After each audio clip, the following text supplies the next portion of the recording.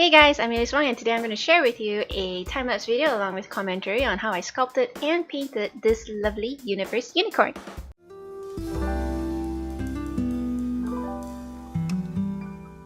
When I look at this, I think of My Little Pony for some reason. This came out a lot more glamorous than I thought, especially with the white hairdo. So this is my second sculpt, but it is my first that doesn't need any support, so it can stand alone on the table. And it's my first time, I made my own cabochon glass eyes, and you can see, I'm not sure if you can see it here, but I'll show you pictures later that the eyes look a lot more realistic because it reflects light, so that looks a whole lot cooler. I use synthetic hair as well, so it kind of has that sense of realism in it as well. So without further ado, hope you enjoy! For the armature, I use wire as well as epoxy putty for the hooves.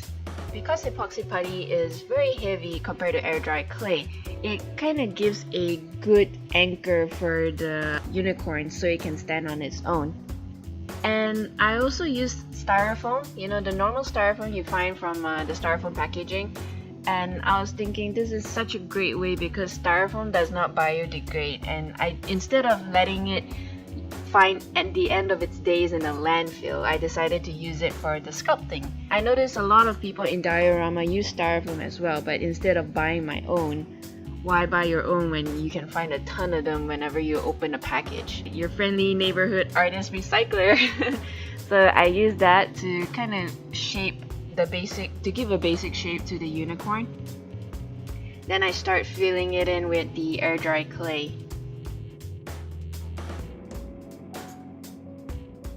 This air dry clay is actually paper clay. I bought it from my local store, Craftivity, and it's very cheap. So the white bristle brush you see on my right, I use that to apply water to the clay so it's still flexible. I will use the silicone brush to help smoothen everything.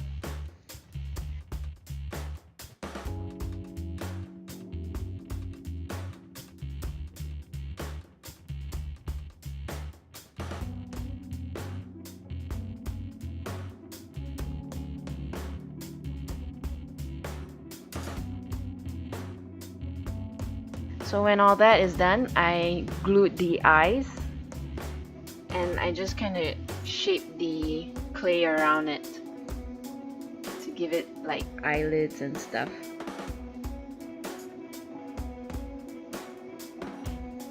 So this is very tedious work. I spent like an hour just to do the eyes, and it's because it's my very first standalone sculpture, so.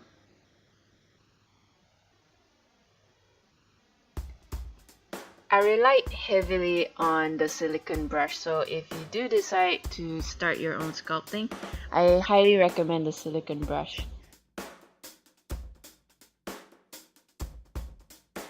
Before I start painting, I use masking fluid to protect the eyes because I'm going to spray paint, and with spray paint you cannot control the direction as much as compared to a paintbrush.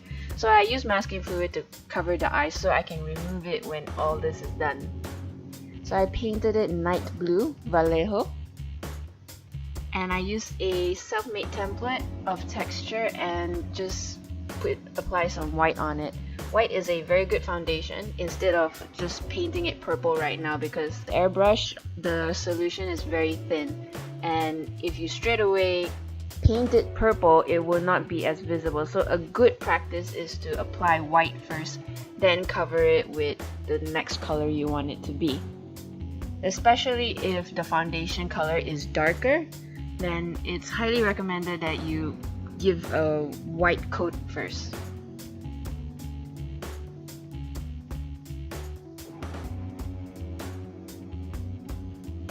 So I had a lot of practice with this. A lot of times I sprayed it did not go the way I want, but the awesome thing about art is that a lot of times it doesn't go all the way, it doesn't always go the way you want. So you just keep doing it, you just gotta keep doing what you're doing. And I did this like 5-6 times. It still did not go as planned, and I just kept painting and painting. I think there was a moment where I actually switched off the recording because it took a lot of tries. eventually the colors just blend, after many layers. And then I use a toothbrush to splatter all the white paint on it, because if you kind of like polka dot it yourself, it becomes too perfect. The dots are, same size. Even though we want to do it as random as possible, it's still very uniform. So by using some sort of brush, it doesn't need to be a toothbrush, it can be an old paintbrush, and just splatter it, it gives a very random, imperfect splatter, so it looks like a natural constellation. I like to use the colors of the universe. So the universe has a lot of colors, but I always like to blend purple and blue, which is like my galactical owl. And then I remove the masking fluid on the eyes, so now it looks so much more realistic.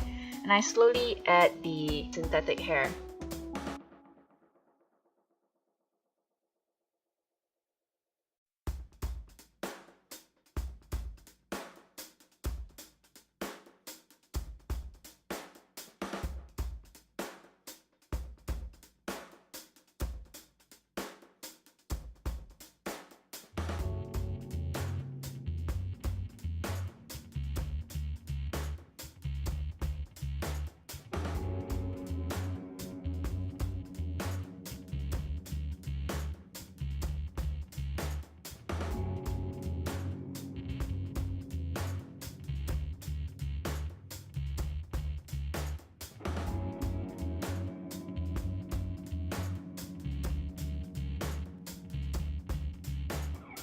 So I hope you find that video helpful. If you did, please like, subscribe, and share if you could. So you can check out my Patreon page. You can get the full version if you support me over at Patreon. Not only will you receive exclusive rewards, but you will help keep this channel going. I am slowly upgrading all my systems. I really hope I can upgrade my computer for better live streams.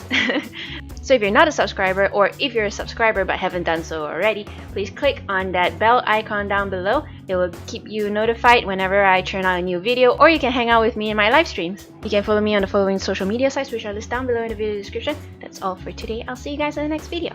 Ciao guys!